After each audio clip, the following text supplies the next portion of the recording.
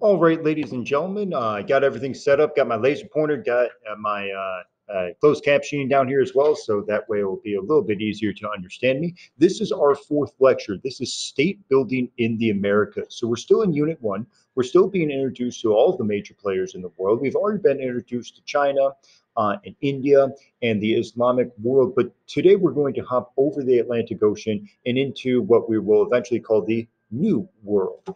In order to fully understand what we're going to go over in Unit 4 being the age of exploration, in which Columbus finally sails over the Atlantic Ocean and quote unquote discovers the Americas. We want to figure out, well, what was already going on in the Americas before Columbus and the flood of Europeans showed up. And so that's really what we're going to focus on today. What you need to be able to do by the end of class today is you need to be able to compare all of the American societies with one another. So we'll be looking at the Mayan and the Aztec and the Incan, but you also need to compare these societies with the societies that we've already gone over in the old world, like China, the Islamic world, and India. So make sure you are keeping that in mind. Just because we've hopped over the Atlantic Ocean to a new world doesn't mean that the things that we've already gone over don't apply. They absolutely do. The Conrad DeMars model and all four steps of that is still in play with our study of the Americas. Let's go ahead and look at our essential questions. Our essential questions are the same as they've been for the other lectures. What factors contribute to the formation of, expansion, and decline of nations? What methods do governments use to centralize their power? And how does the development of culture create long-term impacts? We should be able to explain how, so what methods, and why, so the reasons why states in America, in the Americas, developed and changed over time. So why did the Aztec gain so much power? What methods did they use, and what culture did they have? And then, as I alluded to before, you should be able to compare the development of states in the New World, the Americas, to the developments of states in the Old World, China, Islam, India, all the other empires we've already gone over. The best way for us to do that is to use a Venn diagram. So we will be using a Venn diagram in order to compare all of these different societies, but then we will also practice writing a thesis and some context as well, because we need to practice our writing more and more. In order to get good at it. Let's go ahead and move on to our quote of the day. The Aztec or the Mexica. Now, I've never used the phrase Mexica, and I will not use the phrase Mexica, but the AP College Board people love throwing in different phrases like that. So on the test, you might get something along the lines of, well, describe how the Mexica centralized their rule. And what they really want to happen, because sometimes they're just absolutely evil, is that they want you to look at that and say, I don't know about the Mexica. I've never heard of the Mexica. What do I write? I don't know. And then you freak out and then you fail the test because that's, they want to make it hard. I think that's unfair and stupid. I've never heard anyone call it the Mexica before, but it's the Aztec. They're the same exact thing. So if you see Aztec or you see Mexica, it's all the same thing. The Aztec were like a band of pirates going forth from their great city of Tenochtitlan to loot and submit vast areas to tribute payment. So that already gives us a hint as to how the Aztec became so powerful and how they maintained that power. And bells should be going off in your head because you should be saying, wait a second, that's just like the Abbasid Caliphate. That's just like the Song Dynasty in China. And if bells did go off in your head and you already thought those things before I said it, then you're doing the right thing, and clearly you are learning something because we should be able to compare these cultures. Let's go ahead and move on to our North American culture. We're going to start with North America. We'll only talk about them briefly. You'll talk much more about North American cultures when you get to AP US history next year. And throughout the entirety of our study, America will be mentioned here and there, and we'll talk about it in the context of the wider world. But we're not really going to spend much time talking about America because you got that in seventh grade, and you're going to get that once again in 11th grade. And this is the only year, well, I guess eighth grade as well, a little bit. But this is really the only year where you're exposed to cultures outside of your own society. So we'll talk about North America very briefly, and then we'll move on. We see that there are these large cultures in North America. The Mississippian culture would have been one of them, and you see some of the cultures right here. Now, these cultures were based on agriculture, mainly growing corn, beans, squash, tobacco, things of that nature. And they did have large towns, as you see here. These large towns were built upon mounds. There's actually many mounds, especially in Illinois, Ohio, like the Midwest area right here. They were known for their mound building, whether it was for religious reasons or practical reasons. They built many earth mounds. And I don't have a picture of one, but maybe during our synchronous class period, I'll be able to show you one. And these acted as centers of trade. But I want you to realize that the trade that's going on in the New World is going to be significantly different than the trade that's going to occur in the Old World. And we'll talk about that on a separate slide because it will be a little bit easier with the map that I'll show you. They were also a matrilineal society. So this should be making bells go off in your head. You should be saying, well, wait a second, this is completely different than everything that we've already looked at. If you don't know the term matrilineal society means that the society was run through the mothers or run through the women. The women were the ones who made many of the major decisions, which is completely different than what we saw in Confucian China, completely different than what we saw in the Abbasid Caliphate, and even completely different than what we saw in Hindu India. So this is an example of a contrast between Mississippian society and those other old societies we've already gone over. Not to leave out anyone, there are also Native Americans in the Southwest United States who made their home there. For the most part, these societies were much smaller and had very little centralization, especially compared to the Song Dynasty or even the Abbasid Caliphate. Mainly, instead of having these big, large centralized societies, you know, small, little decentralized societies. And when we look at our study of Africa, we'll see that not on the coast of Africa, but in the interior of Africa, we'll see matrilineal decentralized societies as well. So that would be another point of comparison that we'll be able to make once we start to study that. So we should start being able to see some comparisons and some contrast. Let's go ahead and move on to this map right here. This is the map I want to use when we're discussing trade. So this is a climate map. So you can see you got the key over here. It tells you the different climates. Let's go ahead and look at the Old World first. Now, we'll discuss this more when we get to Unit 2, but I at least wanted to bring up an idea that Jared Diamond put in his book, Guns, Germs, and Steel. What he said was, well, the reason that European societies traded with the Far East societies all the way over here in like China is because of the East to West connection. They could travel and stay in the same climate zone for the most part and make it all the way to China. This makes it a lot easier and also gives you an incentive to trade. After all, if you are in the same climate zone right here, the crops that you're growing over here will probably work over here, and the crops that are growing over here will probably work over here because of these similar climate zones. So now you have an incentive to trade. It's easier to trade because you only have to worry about one climate, and the goods that you receive, especially the agricultural goods that you receive, are going to actually be able to be used. This allows this part of the world, Eurasia, to gain a massive benefit over the Americas because of the trading that occurs here. And we've already seen this with the House of Wisdom in Baghdad trading with India, is that you trade not only goods, but you trade different parts of your culture. That includes religion, that includes language, but most importantly for this discussion, that includes technology. So all the technology that exists over here in China and India, because of the trading that occurs, it eventually reaches Europe, and Europe is going to use that technology to eventually make its way across the Atlantic Ocean. And you might say, well, why didn't the North American and South American societies do that? It's not that they weren't smart. And we're going to see in just a moment that the Aztec and the Maya and the Inca were actually incredibly intelligent individuals, incredibly intelligent societies, even societies that rivaled the intelligence of the Roman Empire, if you remember from your study in 8th grade.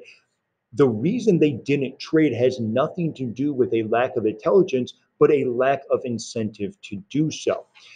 If you are in a Mississippian culture right here and you want to trade with the major societies of the Mayan, who are down here, and the Aztec, who are down here, and the Inca, who are all the way down here, look how many different climates you have to go through. I mean, you have to get through at least a few different climates over the mountain, across this isthmus. By the way, this is Panama right here. This is like a tropical jungle that is just full of disease as well. And we'll talk about that more when we talk about the Panama Canal in the 1900s. But this is a very dangerous trek in order to trade. And the goods that you receive might not even work in your society, because you can imagine that the plants and the crops that are being grown down here in this particular climate zone aren't really going to work in this particular climate zone over here. And so there is a lack of trade in between societies. I don't want to say that there's no trade. There's probably a bit of trade that occurs, but definitely not to the same extent as the trade that occurs in Eurasia. This is why Europe and Asia are going to be able to eventually dominate the new world. And we'll look at that more in Unit 4. If that isn't quite clicking for you yet, that's okay, because in Unit 2, we're going to bring up this same exact idea of trade with the Silk Road and the Trans-Saharan trade, and then the lack of trade between societies in the New World as well. Let's go ahead and move on to the Maya. Now, the Mayan have actually occupied the Yucatan Peninsula for an incredibly long time. Their golden age is 250 CE to 900 CE. So this area right here, this is the southern part of Mexico. So this is right there. That is the Yucatan Peninsula. The Mayan actually had a very decentralized society. They had many city-states. So if you think back to your study in 8th grade, you saw ancient Greece, which had city-states. Each city, like Athens and Sparta, yes, was a part of Greece, but they had a lot of autonomy. When I say autonomy, I mean that they get to make their own decisions. If this is very similar to what we have in the United States with our states. I mean, yes, we all listen to the government in Washington, D.C., that's the national government there, but every state has their own rules, has their own laws, and it's a little bit different from state to state. That's similar to what we have with the city-states in the Mayan Empire. We see that every city rules its area, and the laws are generally similar, but they are a little bit different from one another. And instead of reporting to some big, powerful, centralized government like we saw in the Song Dynasty, they really just kind of, the city-states themselves run their own show. Now, what they're going to do is they're going to gain tribute. All of these cities gain power by taking over other cities and either occupying those cities or saying to those cities, look, you get to keep your city, but you have to pay us money, or you have to give us resources or food or whatever it is that particular city-state wants. We'll talk about human sacrifice in just a second. In innovations, as I said earlier, these societies are not dumb. That's not the reason they don't trade. The reason they don't trade is the lack of incentive. The Mayan came up with certain innovations like the calendar, the concept of zero, which you don't think of being as incredibly important, but in order to have the mathematical knowledge that we have today, zero has to be created. Not even the Roman Empire in all its greatness came up with the concept of zero. In fact, the way of their writing with the Roman numerals made it really, really difficult to add up numbers. It was definitely not the best numerical system to come up with. The Mayans came up with one that was significantly better. Writing, and then pyramids as well. We'll talk about pyramids in just a second. We don't know why they fell. I mean, we can take guesses. We can make hypotheses, certainly. Most likely it was some sort of infighting. Maybe there was some sort of disease, but we can't say with 100% certainty what exactly happened to the Mayans. Now, if we're talking about their social structure here, there's a couple things I want to point out here. One, they are a monarchy. They are ruled by a king, but I also want you to notice that the priesthood is very high up on the social hierarchy. This shows us right here that the religion was incredibly important. And this is actually very similar to the the caste system in India that we went over in the last class period. If you remember that triangle that was here, the priests were up at the top, the Brahmin were up at the top of the society. So that shows us right off the bat that that those societies value religion. And that's what we see here with the Mayans as well. Now, the duties of the priest were to speak with the gods, predict the future, avert famines and droughts, pretty much tell the gods, look, we want to make you guys happy. We don't certainly don't want to make you guys mad. So please tell us what we need to do in order to make you happy. And according to the Mayan belief, what made the gods happy was human sacrifice. Now, human sacrifice was done in a variety of different ways and to a variety of different people. Sometimes it was prisoners of war. For example, if one city took over another city, those prisoners from that city that was conquered would be given up to sacrifice. Other times, other members within their own society were sacrificed, as it was seen as an honor to be sacrificed to the gods. So it kind of depends on each particular society. But the human sacrifice itself was incredibly gruesome, to say the least. There, I believe, if you look at the movie 2012 or like Apocalypto, I haven't seen either of those movies. I've only really seen the trailers for them. But those movies would do a fairly decent job at depicting some of the human sacrifice that occurred during this particular time period. These included decapitation, so cutting someone's heads off, arrow sacrifice, in which it was pretty much a firing squad, except that guns weren't there. It was just a bunch of arrows.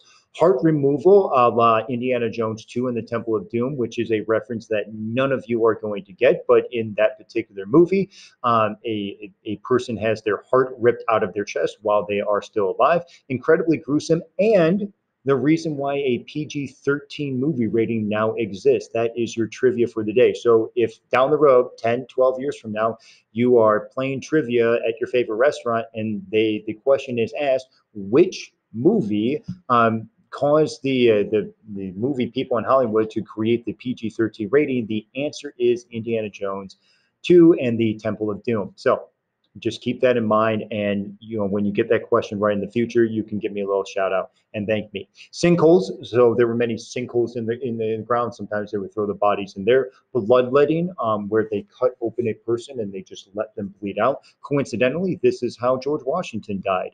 The doctors decided to use some bloodletting techniques in order to let out a little bit of the bad blood, because that was the theory at the time, that if you were sick, you had bad blood in your body and you had to let that bad blood out of your body by cutting yourself open. Except that the doctors forgot to stitch him back up. They let out too much blood, and the first president of the United States died. And then the last one was animal sacrifice as well. What I do want to point out is that this is the Great Plaza at Tikal. That is this picture right here. Now, if you look at this picture, you might say, cool. They took some rocks, they put them on some other rocks, and they built them up real high, and now it's a really big rock. What we need to see here is that this is incredibly important for a couple of reasons. One, this is amazing architecture. This shows that the Mayan were incredibly intelligent, that they were able to construct something like this. I mean, we look at the great pyramids of Egypt and we think about how great the Egyptians are. We should also think how great the Mayans are because of their ability to build pyramids of this nature. But the second thing that we need to know, or we need to keep in mind, is that this is an example of number 3 on the Konrad de Marst model. Number 3 referred to the government providing things for the people and providing things that the people really, really wanted, so that way the people would be happy and like their government. This is an example of one of those things. I mean, the government is organizing people and providing all the money and the resources and the labor to build this. And so that way people can go here and pray or offer up their human sacrifices in order to please their gods. So humans in there are Mayans within the Mayan culture are going to like their government because their government provides for them, and they're going to see this and think, wow, this is so amazing. Our government must be very, very powerful in order to pull this all together. And so it's almost like this sense of awe that you have for this monument and for the government itself. We're going to see more examples of architecture being used to inspire awe when we look at Unit 3. So just keep that in mind, that architecture is going to be a major part of a government Sorry, to rephrase this a little here, that way it kind of fits in with our essential questions. Architecture is a method that governments may use in order to inspire awe and in order to centralize their power. Let's go ahead and move on to the Aztec here. The Aztec, or the Mexica, apparently, I have still not met anyone who calls it the Mexica, but maybe I'm wrong. Maybe I'm just sheltered and have not met anyone who calls it Mexica. Maybe there's plenty of people out there who do so. I don't know.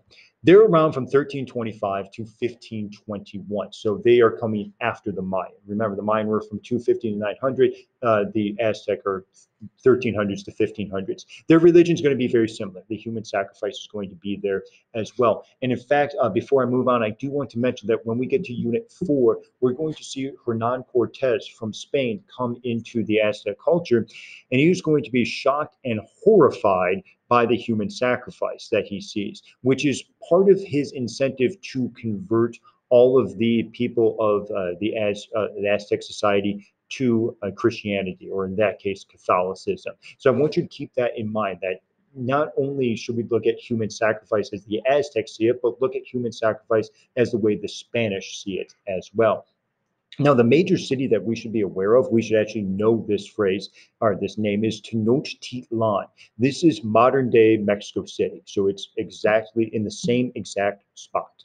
Um, it was the capital of the Aztec Empire, and this was a very well, at least at the time, a very technologically advanced capital. And we're going to see examples of that on our next slide. I don't want you to think that these people in the Americas are stupid. And the reason I keep bringing that up is that many of the Europeans who eventually come over to the New World, as we'll get to in Unit 4, do see the people in the Americas as dumb or technologically not advanced, or at least not as advanced as the Europeans. But that's just not true. And we'll talk about kind of that culture clash between Europeans and between the people of the New World when we do get to Unit 4. This right here should be ringing off some alarm bells right here. Grew empire, established tribute system. Come on, that's a common method that we've seen time and time again. That is something that we should be putting in our essays when we are writing about methods that governments use in order to centralize their power.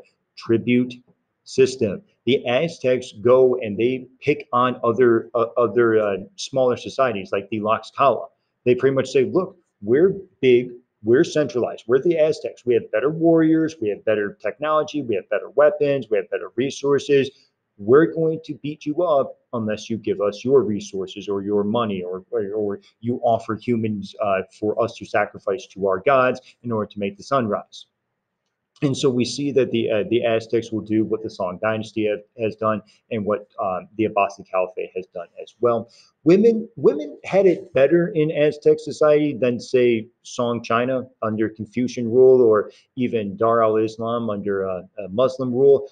Which isn't saying much, because women pretty much had zero rights in those societies. So in the Aztec society, women have some positions of power, but it's very limited, very few women are actually going to have any sort of power in society. It's mainly going to be a male-dominated society. Here are some Aztec innovations to show that the Aztec were actually incredibly intelligent, but because of the lack of trade, which we've already talked about the reasoning for that, they were not as advanced as, say, the Europeans or the people of East Asia were. Oh, I apologize for that. So first off, they have mandatory education, and they had mandatory education far before Europeans ever had it. When we look at our study of Europe, we'll see that most Europeans, like 90% of them, don't know how to read because they're serfs, and there's absolutely no point in learning how to read. The Aztec were the exact opposite. They believed that education was necessary not only to run a good society, but to know how to have a good life. I mean, after all, you needed to have education in order to think about your place in the world. And it was only by knowing your place in the world that you could actually achieve any sort of happiness. They also came up with their calendar. They came up with floating gardens. So I'm going to jump back to the map very quickly. As you see here, this particular area, Tenochtitlan, is in modern day Mexico City. It's pretty much built on a swamp. And so they need to find a way to have agriculture in a swampy area. So they had floating gardens where they put gardens, and in between the gardens were troves of water, as you see right here, so that way they could have gardens within the limits of their city, so that way they could feed their people. In addition to that, they had aqueducts. These aqueducts are similar to the ones that were in Rome. So hopefully you learned about aqueducts in Rome, because that was a key part of the Roman Empire. They could take water from faraway places and bring it into the city itself. That way, more people could live in an urban area instead of living in a rural area. And when you live in an urban area, you're much more likely to trade, you're much more likely to have more technology, you're much more likely to share information and grow your society. And we'll discuss more about urbanization and trade in our next unit. But know that that technology, the aqueducts, also existed in the Aztec Empire, which is why they were able to be technologically advanced. They could all live in the same city instead of living away from one another. And I'll explain some of the innovations more during our synchronous learning. Let's go ahead and look at our last group, which is the Inca. The Inca, so I'll jump back in just a second here. If we're looking at our map here, remember, the Aztec and the Maya are here, right around here, near the Yucatan Peninsula, near modern day Mexico City. This black line right here represents the Andes Mountains. This is where the Inca were. And so you can see it would actually be fairly difficult for the Aztec and the Mayan to get all the way down here and to trade with the Inca, as I alluded to before. Let's go ahead and go back to the Inca. So as I said, they are in the Andes Mountains and they're right on the coast. This is going to cause some issues for them. After all, it's difficult to live in the mountains. That's a very difficult climate. It's very difficult to grow crops up there. And you're also by the coast, which also creates some problems with the climate and whatnot. But as you can see up here, I've labeled this ENV and I've put it green. We haven't seen that one in a while. We've seen a lot about culture. We've seen a lot about social organization, but we have not seen as much about the environment. The Inca reacted to their environment by building 3 different zones to grow different crops. Before I get into those zones, let's look at the map here. This is a map of modern day Peru. In modern day Peru and Peru during the time of the Inca, which was 1200 to 1500, there are many different climate zones. So right here is the Pacific Ocean. And from here, you get a rapid increase in elevation. So you have your beaches right here, you get a little more tropical climate, and then you get all the way up to the Andes Mountains fairly quickly. Well, because of that rapid increase in elevation, you have to plan out where you are going to grow your crops, because some crops are going to work in this area right down here, the warm semi-arid climate, that orange part right there. Other crops will work up here in this blue area, and way up here in the Andes Mountains, not too many crops are going to work. And so the Inca responded to their particular environment by dividing their society into 3 zones, or by dividing their agricultural society into 3 zones. At the lowest level, we're talking 500 to 1,000 meters above sea level. So we're talking this orange part right about here where the pointer is. They're going to grow more tropical foods, avocados, cocoa, lime, things of that nature, because those are not going to work at the higher levels. When you get to zone 2, that's 1,000 meters to 4,000 meters. Well, they're going to grow potatoes and corn. Avocados, cocoa, and limes wouldn't work this high. It's just too cold. It's just not the right climate. I'm not a farmer here, so I can't explain too much in detail about how crops work, but I can at least give you a little insight that, yeah, it's going to be way too cold up at these upper climates. For avocados, cocoa, and limes. It's going to be a perfect climate for potatoes and corn. And so the Inca are going to grow those up there. And above 4,000 meters, you're well into the Andes Mountains. Nothing's going to grow up there. It's mainly rock. There's not a good climate for growing. So this is where you can raise llamas and alpacas instead of using donkeys and horses to drag things around, as we'll talk about in Unit 2. Llamas and alpacas will be used in order to replace those things. And so we see that this is a response to their environment. I don't want you to just memorize that the Inca grew avocados at the lowest level. That's not really the point of this slide. The point of this slide is to show how humans interact with their environment, or how humans adapt to their environment, or sometimes adapt their environment to them. And so this will be a major theme that we'll look at not only with the Inca, but throughout the entire year. In addition to interacting with the environment, the Incan actually had a fairly good government as well. Our first major leader is Pachacuti. So he conquered all the small tribes in modern day Peru and combined them into an empire. That's Conrad de Maris model number one. A bunch of small societies, they all get combined together under one person, Pachacuti. So that's number one right there. That's how the empire is created. In addition to that, Pachacuti and kings beyond him created provinces. So as we can see here,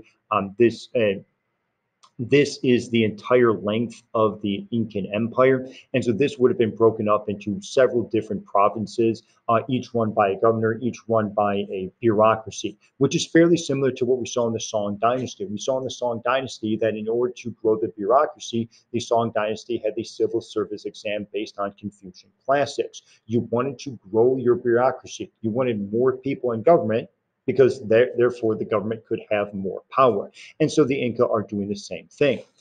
They also established the MITA system, which is mandatory public service. So there are taxes. You still had to pay taxes. Usually this was in terms of food. And so whatever food you had, if you have corn, you would give it to the government, or at least give a part of it to the government. And the government would actually hold on to that and store it just in case something bad happens. So let's say there's a drought or there's a flood, it's a horrible agricultural season.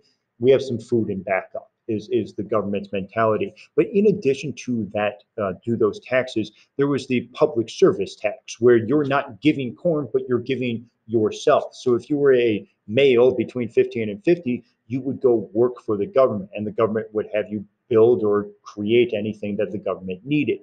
Now, what is the government creating? Well, they're creating a lot of things, but the most important one is roads. You see how weirdly expansive this empire is. It's not all in one spot. I mean, the Mayan, all in one spot. Aztec, all in one spot. The Inca, they're all spread out. This should remind you of the Abbasid Caliphate. Remember, we saw the Abbasid Caliphate extend all the way from Spain all the way to pretty much India.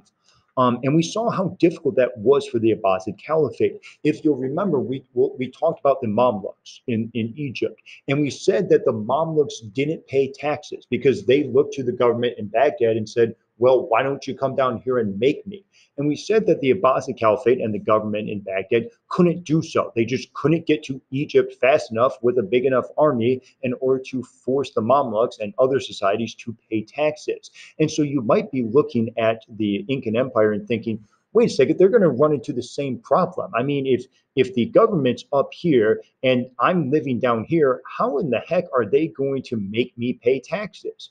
Here's how the Incan get around that problem the Abbasid Caliphate faced, and that was roads. One, these roads allow for trade within the empire, and we saw that, well, we did not see it. Hopefully you studied that in eighth grade with the Roman Empire and how important those roads were to the expansion and growth and trade within the Roman Empire.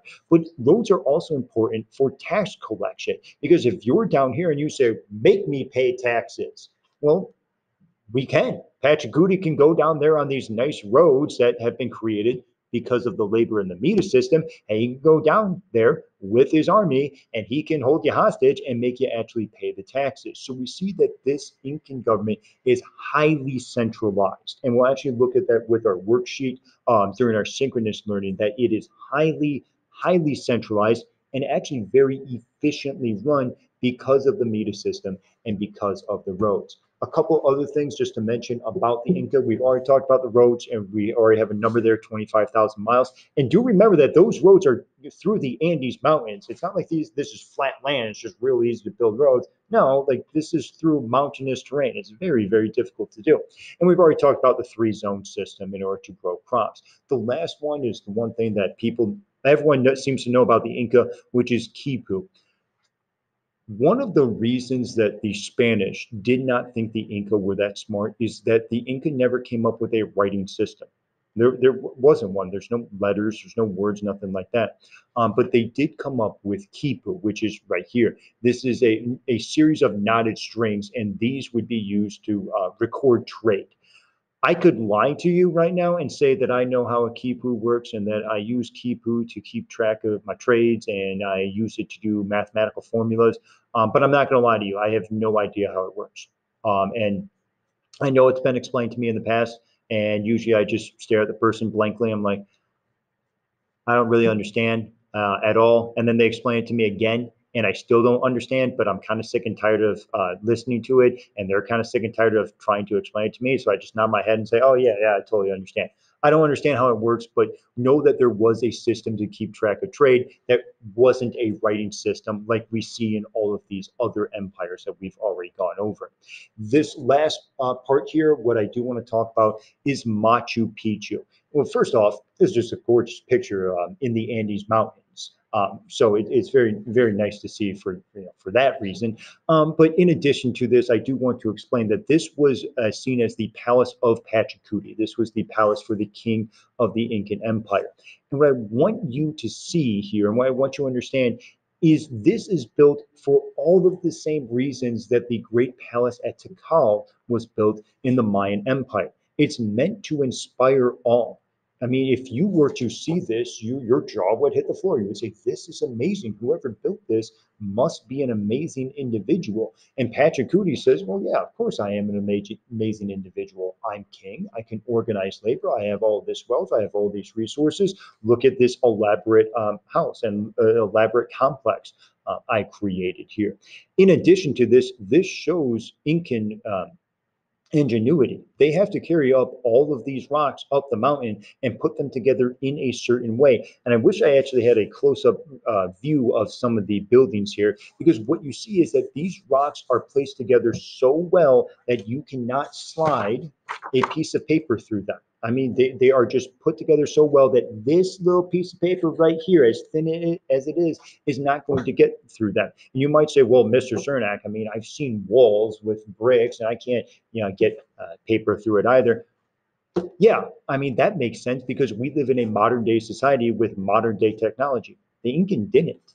They didn't have all the modern technology that we have in order to make buildings that neat and that nice. They did it completely by themselves, and actually, those rocks fit together so well that they don't even need mortar to hold them together, and they've been able to survive in the Andes Mountains in an area which is prone to earthquakes. So this clearly shows Incan ingenuity and it's supposed to inspire awe. And it is an example of Conrad DeMar's model point number 3, in which governments build these great massive pieces of architecture in order to inspire awe and in order to make the people happy. It's a method that they use to centralize their rule. That is going to conclude our study of the Incan Empire. Don't do these things yet. We will get to those during our synchronous learning session.